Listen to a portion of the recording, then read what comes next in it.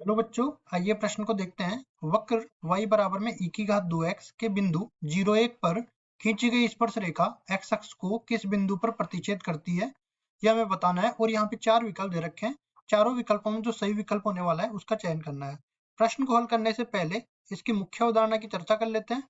मुख्य अवधारणा, तो देखिए, मान लो कि कोई भी बिंदु हमें दे रखा है, कोई भी वक्र का समीकरण y बराबर में fx इस तरह से दे रखा है हमें। तो यहाँ से हम लोग अगर मेरे को स्पर्श रेखा का ढाल चाहिए, तो मैं मान के ये चलता हूँ कि यहाँ पे कोई बिंदु है h के, इस वक्र पर स्थित है। तो इसका एक बार अवकलन किया, dy बटा dx मेरे को मिला, और इसमें मैंने संतुष्ट करवा दिया h के भी ये बिंदु।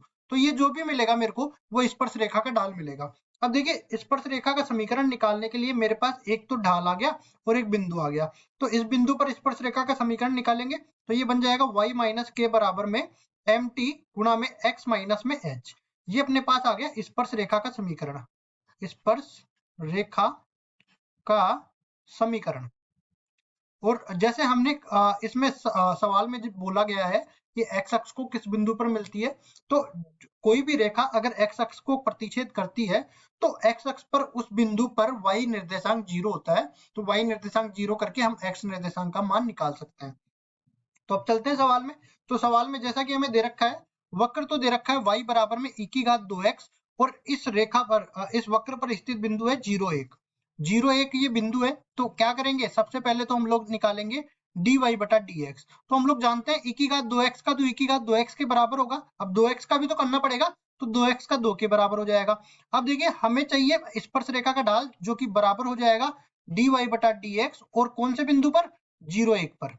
तो ये बिंदु इसमें रखेंगे तो 2 गुणा में e की घात 0 ये बन जाएगा, कुल मिला के 2 के बराबर आ जाएगा। तो देखिए, बिंदु हमें कौन सा मिल गया, 0,1, और स्पर्श रेखा का ढाल क्या मिल गया, mt बराबर में 2। तो स्पर्श रेखा का समीकरण किसके बराबर हो जाएगा, y माइनस में 1 बराबर में 2 गुणा में x माइनस में 0। तो कुल मिला के ये आ गया y माइनस 1 बराबर में 2x।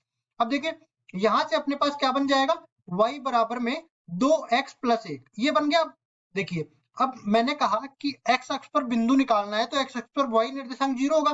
तो मैं कहूंगा पहली चीज तो ये आ गया अपने पास स्पर्श रेखा का समीकरण। स्पर्श रेखा का समीकरण। अब देखिए, x अक्ष पर बिंदु देखेंगे, x अक्ष पर बिंदु, x अक्ष पर बिंदु मतलब y बराबर 0 लेंगे। y बराबर 0 लेंगे, स्पर्श रेखा का समीकरण है y बराबर में 2x प्लस 1। तो यहां से अपन y बराबर 0 रख देंगे तो 2x प्लस 1 बराबर में 0 हो जाएगा। x का मान यहाँ से माइनस 1 बटा 2 मिल जाएगा। तो यहाँ से हम लोग कह सकते हैं कि वो बिंदु कौन सा हो गया, बिंदु के निर्देशांक माइनस 1 बटा 2 कोमा 0 हो गए। x अक्ष पर वो जो बिंदु था उसके निर्देशांक माइनस 1 बटा 2 कोमा 0 हो गए, और यही हमारा उत्तर हो जाएगा। अब देख लेते हैं कौन से विकल्प में ऐसा दे रखा है, बी विकल्प में। तो बी विकल्प बिल्कुल सही उत्तर हो जाएगा। आशा करता हूँ ये सवाल आपको समझ में आया होगा। धन्यवाद।